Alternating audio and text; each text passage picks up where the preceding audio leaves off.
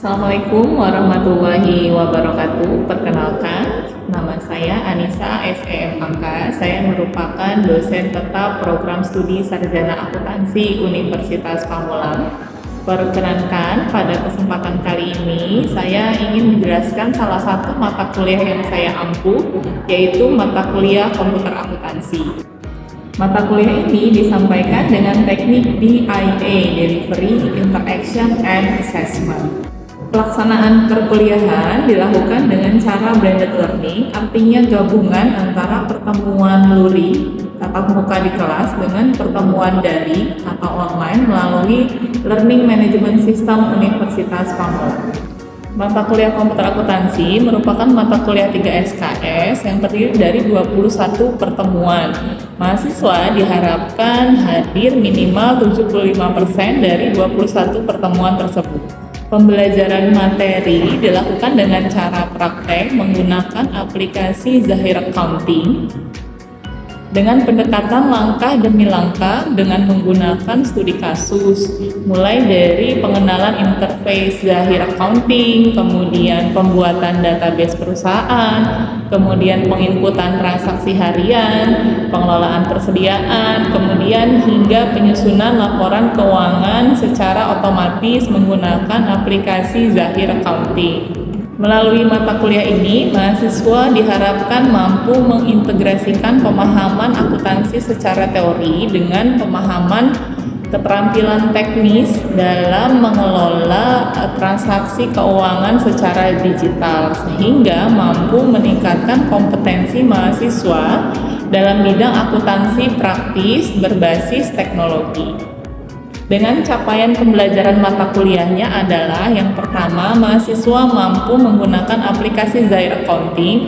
Kemudian yang kedua, mahasiswa mampu membuat dan menyusun laporan keuangan perusahaan jasa, perusahaan dagang, dan perusahaan manufaktur dengan menggunakan aplikasi Zahir Accounting. Sejalan dengan CPMK tersebut, tim teaching sudah membagi pertemuan ke dalam 21 sub CPMK. Yang pertama adalah mengenal aplikasi Zahir, modul aplikasi, dan menu aplikasi Zahir. Yang kedua, membedakan ruang lingkup perusahaan jasa, perusahaan dagang, dan perusahaan manufaktur. Kemudian yang ketiga, membuat database perusahaan. Kemudian input saldo awal akun, input saldo awal hutang, input saldo awal piutang. Kemudian yang keempat, setting satuan pengukuran, data produk, dan data aset. Selanjutnya adalah modul pembelian yang terdiri dari penawaran harga, order pembelian, kemudian invoice pembelian, dan retur pembelian. Selanjutnya modul penjualan, ada penawaran harga, invoice, order penjualan, kemudian invoice penjualan, dan retur penjualan. Selanjutnya modul kas dan bank, ada kas masuk, kas keluar, transfer kas, giro masuk, giro keluar.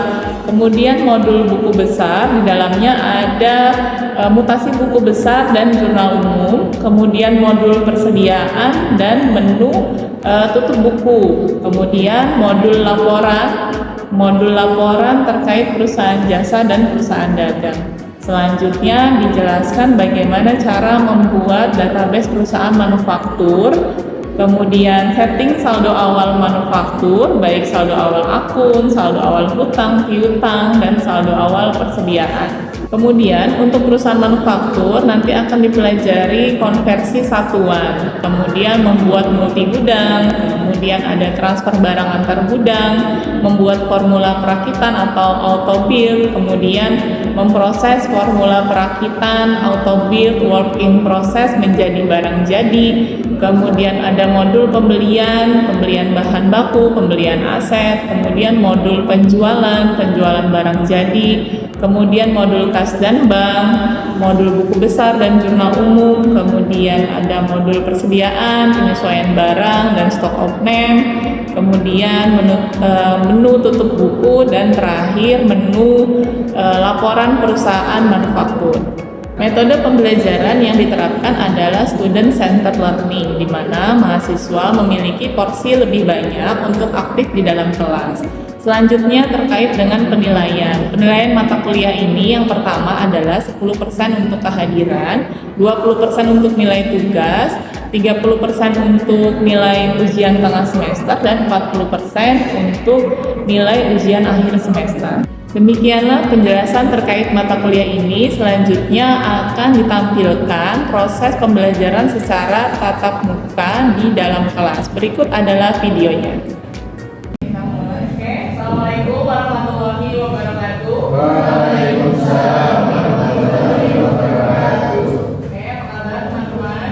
Alhamdulillah baik. Hari ini kita pertemuan ketiga ya, terkait dengan membuat database perusahaan baru, yaitu untuk perusahaan jasa dan dagang. Nah, silakan dibuka zahirnya. Sudah dibuka zahirnya? Oke, nah sebelum kita mulai pertemuan 3, Ibu ingin tanya dulu, pertemuan 2 kemarin ada yang masih ingat materi kita terkait dengan perusahaan, perbedaan antara perusahaan jasa, dagang, dan manufaktur. Ada yang masih ingat apa itu bedanya perusahaan jasa, dagang, dan manufaktur?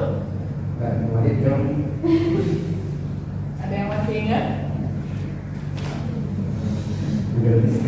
Coba Mbak Chelsea, masih ingat Mbak? Yang saya kalau perusahaan dagang itu dia menjual barang produk udah jadi. Kalau manufaktur itu barang yang bahannya mentah dibuat menjadi barang jadi. Kalau jasa itu jasa kayak pelayanan jasa dari kitanya gitu. Kayak tidak ada persediaan dagang Dia ya? tidak dagang. Betul ya? Oke, satu lagi boleh terkait minggu lalu itu kita ada membahas termin pembayaran. Nah, ada yang masih ingat termin pembayaran 2/10 N/30 apa itu? Artinya, maksudnya? Ingat semua ya? Apa itu? Kira-kira 2/10 N/30? Kalau dalam 10 hari bayarannya 50%. Oke, jadi batas waktu pembayaran 30 hari, mendapat diskon apabila dibayar dalam waktu 10 hari. Oke, sekarang berarti kita beralih ke pertemuan 3, membuat database perusahaan baru ya, untuk perusahaan dagang. Di modul nama PT-nya apa itu? Sumber rezeki. PT Sumber Rezeki. Buka aplikasi zahirnya seperti ini tampilannya. Untuk membuat database baru kita klik ya, membuat data baru. Silakan diklik membuat data barunya. Oke, sudah. Kemudian diketikkan nama perusahaannya, PT Sumber Rezeki. Alamatnya ada di modul. Alamatnya di mana itu? Oke, ketik ya, Jalan Kemang Selatan. Nomor 1C ya? 1D.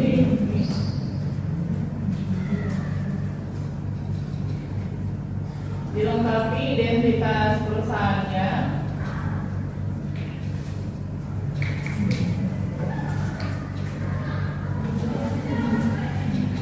Sudah, kemudian klik lanjutkan atau next.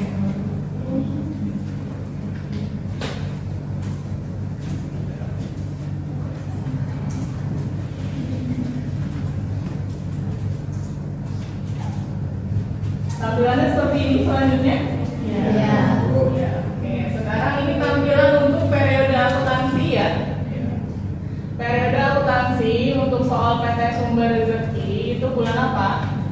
Januari ya. Oke, berarti bulan awalnya kita ubah ke Januari. Bulan akhirnya itu selalu Desember ya. Kemudian tahunnya kita sesuaikan dengan tahun transaksinya. Ini transaksinya tahun 2021. Oke, tahunnya kita ganti 2021. Bulan awal Januari, bulan akhir Desember. Ada checklist buat chart of account standar. Ini harus checklist ya. Oke, kemudian lokasi nama file penyimpanan database-nya nanti di lokal list C, folder data zahir namanya PT Sumber Rezeki 1 gitu ya kalau saya ya. Nah, tipe filenya itu GDB ya. Dipastikan ini settingan periodenya benar. Setelah itu klik lanjutkan atau next. Jadi ingin bertanya, Ya. bagaimana jika kalau misalkan di data saldonya itu dia saldo awalnya itu pas di soal kayak tadi dia bulan Agustus gitu. Oke. Nah terus itu kita masukin awal periodenya apakah bulan September atau terikuti di transaksi. Oke, nah tadi ada pertanyaan gimana kalau saldo awalnya bulan Agustus? Ya, tetap kita lihatnya di transaksinya. Transaksi yang akan kita input itu bulan apa gitu ya. Biasanya kan kalau misalnya transaksinya ini bukti transaksinya bulan September. Saldo awalnya pasti tulisannya itu saldo per 31 Agustus. Gitu ya. Saldo per 31 Agustus atau saldo 1 September gitu ya. Nanti kita lihat di sini transaksi. Bisa dipahami ya? Oke, siap. Kalau yang ini berarti tadi Januari. Kemudian bulan akhir Desember tahunnya 2021 ya. Oke, lanjutkan. Kemudian ada kode prefix seperti ini, lanjutkan saja, tidak perlu diubah. Nah, ini ada konfirmasi akhir. Kalau di konfirmasi akhir ini ternyata periodenya salah, teman-teman bisa kembali. Klik kembali. Nah, perbaiki periodenya gitu ya. Dilanjutkan. Sudah proses ya.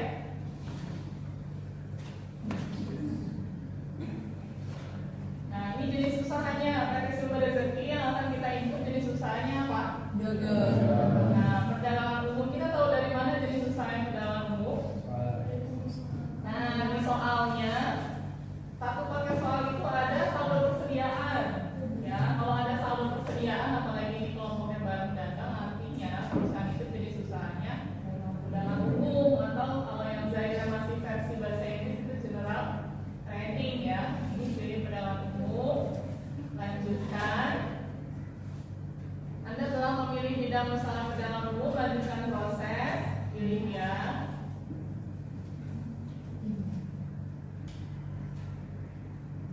Baik teman-teman, seperti di depan ini tampilannya. Kemudian setup mata uang asing juga tidak perlu ada yang diubah. Kita lanjutkan, next. Kemudian selesai.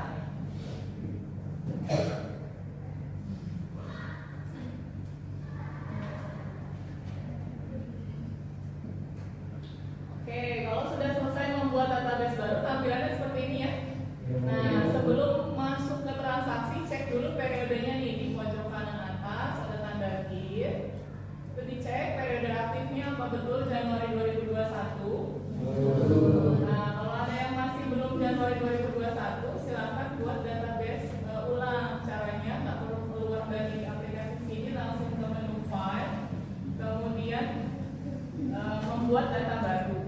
Nah, sini kalau misalnya ternyata periodenya yang tadi salah gitu ya. Oke. Nah, step selanjutnya setelah kita berhasil membuat database baru, kita cek apakah database-nya terbentuk atau tidak di local disk kita tadi. Coba dicek di laptopnya teman-teman masing-masing di file explore-nya, disk PC, local disk C. Nah, ada folder namanya data zahir. Dibuka. Nah, ada database-nya. Database sumber rezeki yang hari ini kita buat. Ada ya? Oke, kalau sudah, step selanjutnya kita input saldo awal. Ya, di soal ada saldo awal PT sumber rezeki. Sebelum input angkanya, kita samakan dulu akun-akunnya. Ya, ada akun kas, bank, piutang, sampai akun modal setor dan laba ditahan. Kita cek dulu satu-satu di teman-teman ke modul data-data, kemudian data rekening. Nah, diklik switch mode ya, biar zahirnya nggak error. Oke, kemudian dicek juga namanya. Cara editnya sama, diklik, kemudian edit data.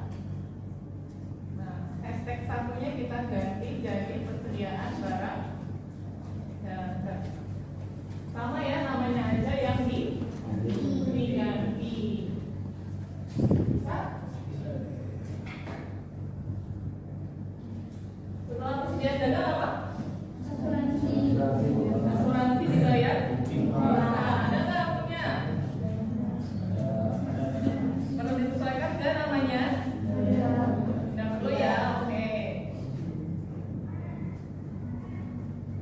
Selanjutnya aku nama setelah asuransi diganti bukan? Kendaraan. Kendaraan. Ada apa kendaraan? Ada.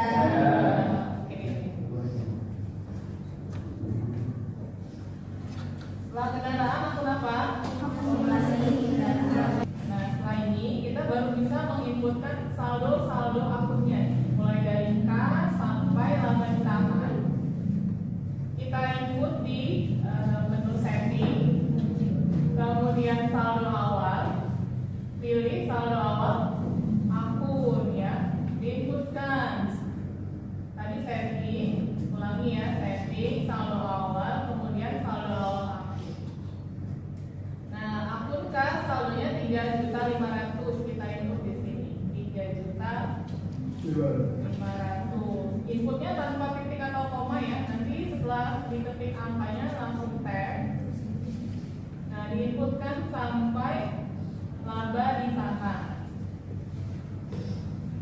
Bisa ya?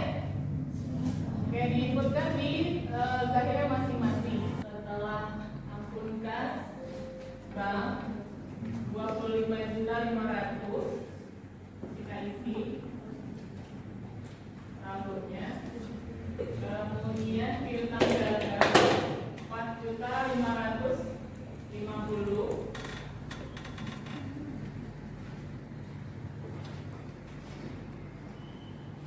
Kemudian persediaan barang dagang berapa itu saldonya? Oke, 13.600.000.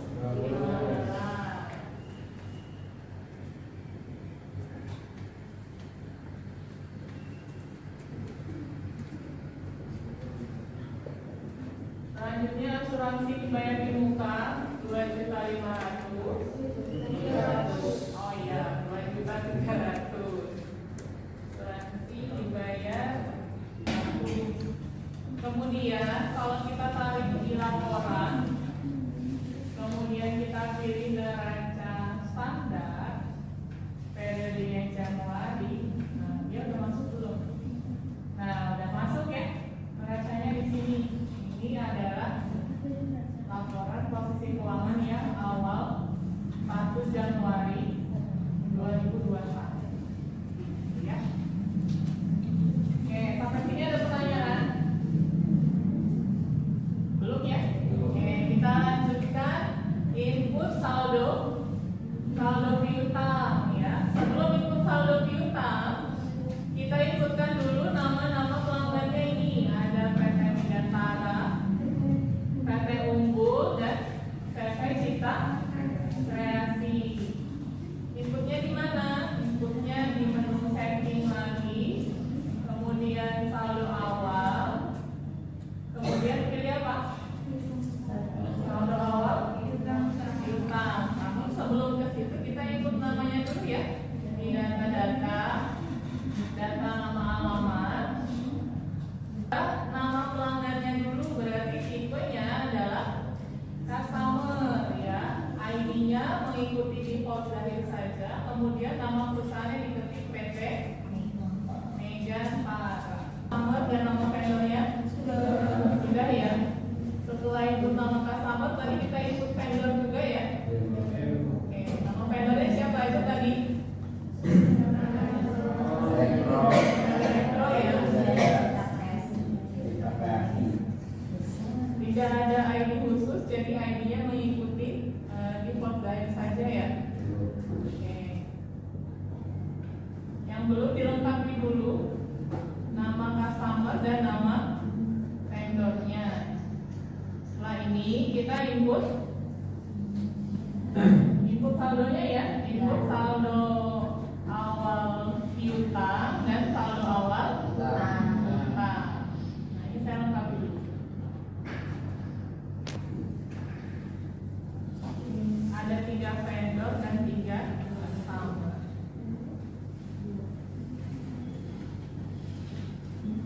Selanjutnya, setelah input nama pelanggan dan nama customer, nama pelanggan dan nama vendor, kita input ini ya, jumlah saldonya berapa, yang piutang, tanggal invoice-nya kapan, nomor piutang, inputnya di setting saldo awal, kemudian saldo awal piutang usaha. Kita inputkan satu-satu, klik baru di sini di piutang usahanya.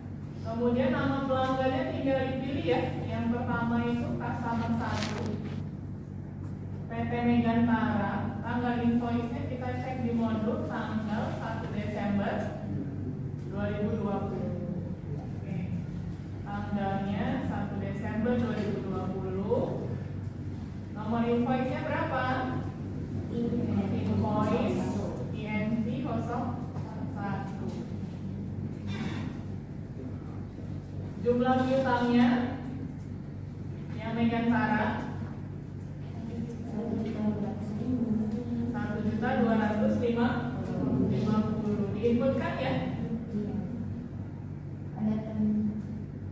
Ada terminnya?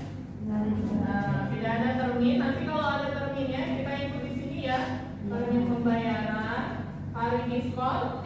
Kalau termin paling umum tadi 2/10 I/30, berarti hari diskonnya 10, hari jatuh tempo 30.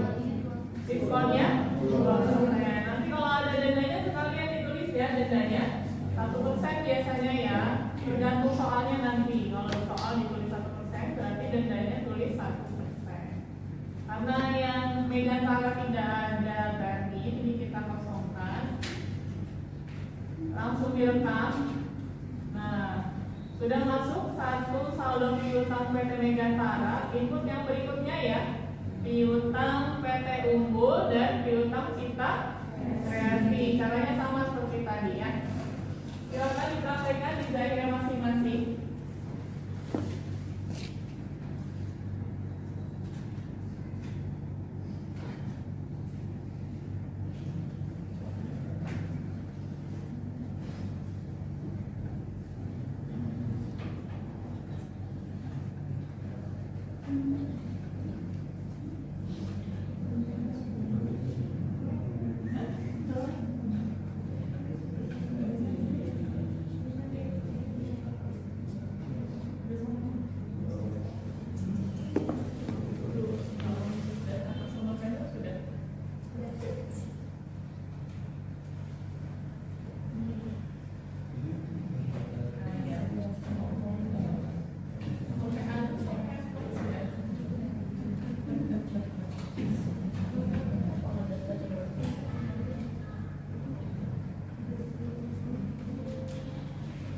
Diinputkan ya piutang yang kedua, PT apa namanya? PT Unggul. Nama tanggal invoice-nya 11 November. 11 November. Ini tanggalnya 11 November. Kemudian nomor invoice-nya INV 02. Kemudian nominalnya ya berapa piutang PT Unggul? Nominalnya 2.450.000. Kalau ada terminnya dimasukkan terminnya. Kalau tidak ada abaikan terminnya, dilewati, langsung direkam. Yang berikutnya Cipta Kreasi juga diinput ya.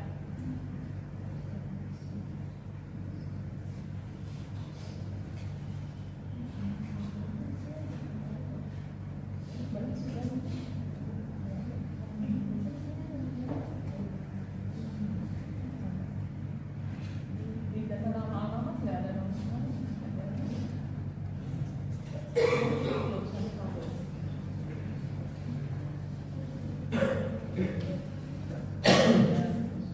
Coba di penjualan piutang usaha.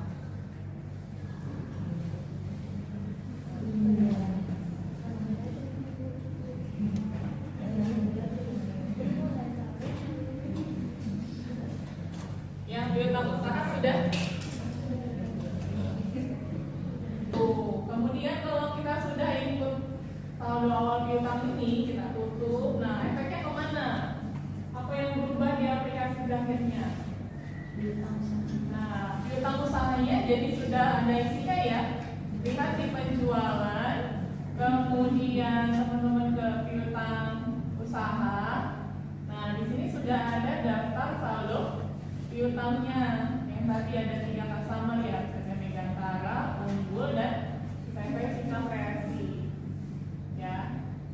Nanti ini kalau sudah terbayar, kita ada pembayaran piutang dari customer. Ininya jadi update ya, nanti piutang terbayar berapa, kemudian saldo piutangnya sisa berapa, gitu ya. Oke, selanjutnya